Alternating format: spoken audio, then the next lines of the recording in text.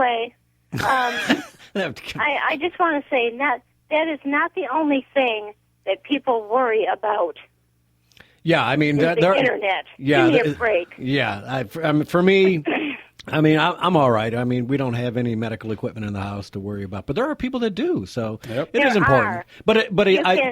I would say this to people: we should all probably think about a little disaster preparedness because, honestly, I'm pretty prepared, even though I complain. I mean, me complaining was what Ken was talking about. I'm warm. I've got water. I've managed to do internet. Everything. I'm inconvenienced. I'm not in danger.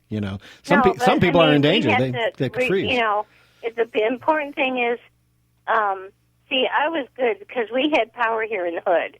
Yeah. In this hood, so we were good. Yeah. But so many people didn't. And the thing is, if you can't, not everybody can last for a week. I'm sorry, you all can't. Yeah. Well, Jenny, I want you to hang on for a minute because I do want to get your opinion on this the Republican health care bill. So, Derek, but Ed's got some clips here lined up, and I want you to listen to them with us, and then we're going to get your opinion on it. Which one you want to run, Ed? Counter and my perspective. You can lose food and all that stuff. Yeah. So give me a friggin' break. The internet. Okay, go. Which one? He wants you to run one, Derek. I'm sorry. So hang tight, Jenny. Listen to this, and then Ed's going to ask you a question. Well, this bill, which will take some tweaking, will head to the House floor where it has to pass a full vote. But that's not a done deal. The White House is having to put on the hard sell with wary conservatives, meeting with a number of conservative groups like the Freedom Caucus, and even inviting them to the White House bowling alley. And perhaps the toughest test is whether or not it can pass in the Senate. And it's not getting a warm welcome from conservative senators like Rand Paul. Conservatives hate their bill. I promise you. Obamacare Light, dead on arrival. They might as well just start over. Clean it up. Get rid of the Obamacare Light stuff. Get rid of the taxes, the subsidies, the mandates, the bailouts. I've pushed you on. Just do repeal. It's really a cruel bill that the Republicans have put forth. Now, if it passes the House, the math in the Senate gets much trickier, margins much closer. Several senators unhappy with the Medicaid proposal. And now we get to see the president's negotiating skills in action. The president tweeting yesterday that this will end in a beautiful picture. We'll see about that. All right. So, Jenny, I know you are probably one of our most well-educated when it comes to political issues here. What's your take on Paul Ryan's bill? Because it's not Trump care. I don't care what they say. This is Paul Ryan's bill. Isn't. So what is your thoughts on it? And they need to start over. Throw it out. Here's my issue with it. I understand because I heard Paul Ryan say, listen, the way the current rules in the Senate is if they're doing it as a reconciliation, there are certain things they can do, and that's what he's calling phase one. So they can do a lot of this repeal part and get that done without a filibuster so it'll pass 51 in the Senate is all they need. Unfortunately, I don't even think they have 51 because there's some trust issues here, right? Yeah. And so Rand Paul and other conservatives are like, yeah, I'm not buying it, and that's why I think they brought in Ted Cruz to talk with him. You know what I mean? So you got number two there? Yeah, let's do number two. All right, let's listen to this, Jenny. I want to keep you on the line. Okay. Go with number two, Derek, and let's listen to this. A lot of misinformation or misconception out there.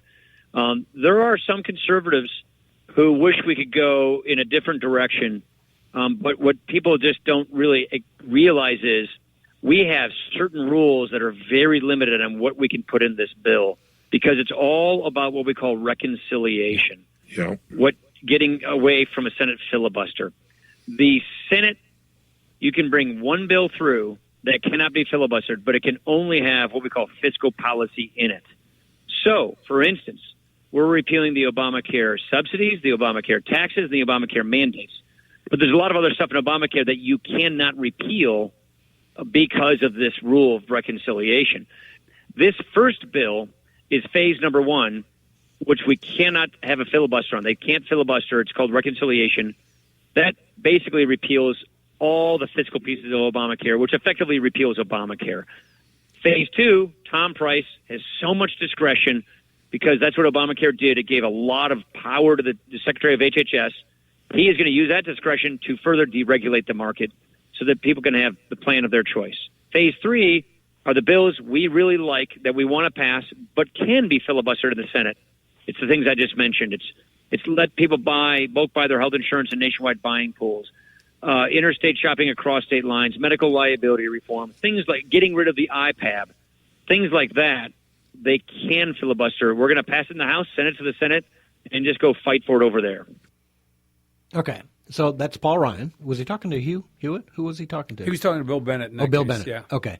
But he's been all over. He was talking to Hugh Hewitt. Right. He was talking to everybody. Which is a change. Yeah. But again, they didn't come out far enough ahead. They should have been out on Fox News, and you may or may not be able to get on the CNN or whatever. But they're not being clear enough early enough to stop this. And my one thought was maybe Trump is putting this together, and when he said this is negotiable, let's get it negotiated, I thought he's throwing a bone and going to let Rand Paul say buy across state lines. We're going to add that in now. So there's a win for the Senate, right? And that's what I was originally thinking. But now when he said the phase 3, 2, and 3, I went, oh, okay. I understand his thought process. Jenny, what do you think? Do you trust Paul Ryan enough to give this little start to it, and then we'll finish it up in 2 and 3? No. Okay. And nor do I, because you know what? He's not earned my trust, frankly. Jenny, we're trying to fill airtime here, and just no is good enough. Well, Jenny, you don't trust Paul Ryan, and I think with good reason, because I feel the same way. I don't know that I trust him to get 2 and 3 done, and for us to end up with what we really want and what we worked so hard for, right? That's correct. He should have put in at least the state lines and the IPABs. Right. Get rid of that crap. But he can't. He can't. That's his point with the reconciliation. And here's an idea. Why are we worried about filibuster if we could go nuclear? Now Yes. the problem That's is that he's worried about filibuster in the second and third phases, and yet he's got to be worried about even getting the bare 51 in the first phase, which obviously there's a number of people who are opposed to that, Rand Paul leading the pack. Right. So right, the whole reconciliation issue. Keep Trump's feet to the fire. He will get it done. But we have to go over Paul Ryan's head. People need to be tweeting to Trump if they can. I can't do it, but there's other people that probably can. Yeah. Well, you're on to it, because you know who you really need to tweet? Mitch McConnell. And it's Senate Madge, M-A-J, leader, at Senate Madge leader. That's Mitch McConnell's Twitter handle. Tweet him and say, go nuclear, Mitch. He needs to get some guts and take the Senate nuclear. Because I can tell you what, if we do it, then they'll do it to us next time around. Let me assure you, if you get Trump's agenda passed in the next 2 years, there will be no 2018 for the Democrats. Things will be so rosy, people will go, I'm going Republican again. I want more of the winning. And this gutless GOP elite who refuse to do that. I mean, if nothing else, if you don't want to go nuclear, you can take Congressman McClintock's rules, right? Mm-hmm. Now, if you get Imprimis, you can get it for free. Just go online and order it. They'll mail it to you for free. You need to do that. Imprimis, IMPRIMUS. It comes out of Hillsdale College, right? So you know what it is, right? Yeah. And I think it was 2 or 3 months ago. Might have been the January issue. Mm-hmm. They do a speech every month, and they write it down so you can read it. And it was Congressman Tom McClintock, maybe? Sounds McClintock, right. I think. Anyways, the rules that we live now under the Senate were started up X number of years ago. And this is what's causing the stalemate in the Senate, because now you can filibuster endlessly. And we go absolutely nowhere. And you don't even have to get up and talk all night. Right. You know, that used to be the definition of filibuster. And they said, we're getting tired of that, so we'll just make it, filibuster easy. Yes. Which is So you dirtbags in the Senate, and that's Reid and that's McConnell and the rest of them, change it back to the way McClintock is telling you to do it, because then you're standing there, and when you're done, you're done. There is no coming back. You're going to stand there, and it's done in 48 hours. I have one more question. thing, then I'm going to get out of here. Okay, go ahead. The rhinos, including Paul Ryan and Mitch McConnell, do not want to do this. We need to somehow get a hold of, the people that can. Get a hold of Trump. Let them know these guys are not your friends. Yeah. And also keep the feet to the fire of the rhinos, because tell them we voted for Trump because we want you to do this. Yeah. Yeah, and they got voted in because of Trump. It's that simple. Right. If Paul Ryan, you got back in there because of the people in Trump's corner, right? That's what it comes down to. All right, Jenny, great comments as always, man. Yep. Love it. This is just all a stalling tactic is what it is. They don't want to repeal Obamacare. Yeah, I kind of believe that, too. I'll put my tinfoil hat on. I believe you. I'm with you. I think they just want to keep the status quo because somebody's getting paid off. Never forget, Paul Ryan's wife is a Democratic lobbyist. Okay? Right? I'm right. Look it up. She's a Democratic lobbyist, so I'm always skeptical of Paul Ryan. All right. Thanks, Jenny. Appreciate the call. Bye. Let's take a call from Todd in Whitmore Lake. Todd, welcome to the show. Hey, thanks for taking the call.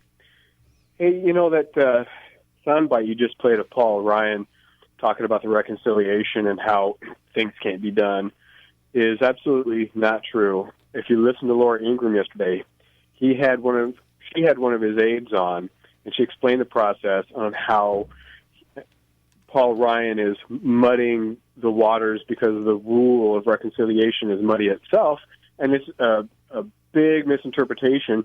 And there are so many things that they could do with this that, like you said, they just want to keep it going. Yeah, they want the money train to keep coming through the door. Yep. Well, Todd, the flaw I see with this is, like I said, we wouldn't have to worry about reconciliation if they went, quote unquote, nuclear right off the bat. So we could do everything right up front without three phases. And I got to thinking about it as I was sitting here. I hadn't thought of it before. The second phase, supposedly, according to Ryan, is that Tom Price, because of Obamacare, gets all of the at the discretion of the secretary. Well, why should we have to wait for that? Why don't we just rip out Obamacare? He loses that discretion, but we write the law we want. Yeah, absolutely. Rand Paul's on the right track. He was on Laura Ingraham yesterday also, and he explained it. And Laura says there's things that she likes and doesn't like about it, and there's a lot of dislikes about it because she was talking about that the other day. Even with the way it sits now, that illegal aliens are not exempt from getting care. Yeah, and again, that goes back to just plain wrong.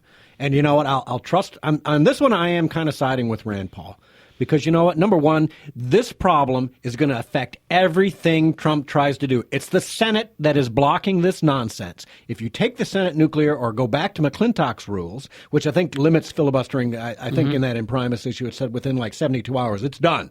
Right? So let them talk all they want for 72 hours and it's done. And they got to talk. They got to talk. And they got to talk. They got to put some skin in the game. Yep. And so either do that or go nuclear.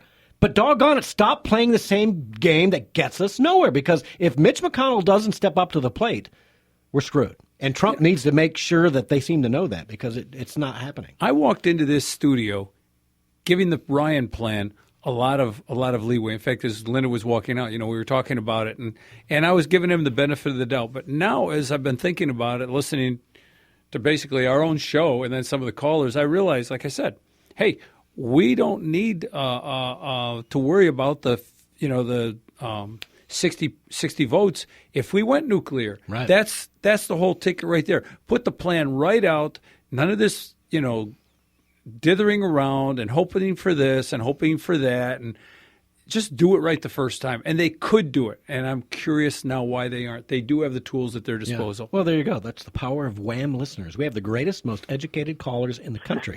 And Todd, what else you got? Anything else? Yeah, not only that, it's the typical usual suspects, these establishment people, Paul Ryan, Mitch McConnell, you got McCain and his little girlfriend, always stepping up and standing out there when there's defense of the system instead of defense of the people. Yeah. You got Rand Paul's always out there, been in defense of the people to make sure things go right, because government should not be in the business of telling us who, what, where, when, why, and how when it comes to free market principle-based system, which the healthcare system should be. Right. Yeah, well, excellent points, man. Appreciate the call, Todd. Call in again. Good to have you aboard. Thanks. All right, take care. All right, well, that's true. And what it comes down to is guts. Number one, you got to have some guts. And number two, even if they have the guts, do they not feel incentivized? I mean, our Mitch McConnell, I'm just going to say this, our Mitch McConnell and Paul Ryan, do they benefit by continuing Obamacare? I'm thinking yes. I think they do. I don't know.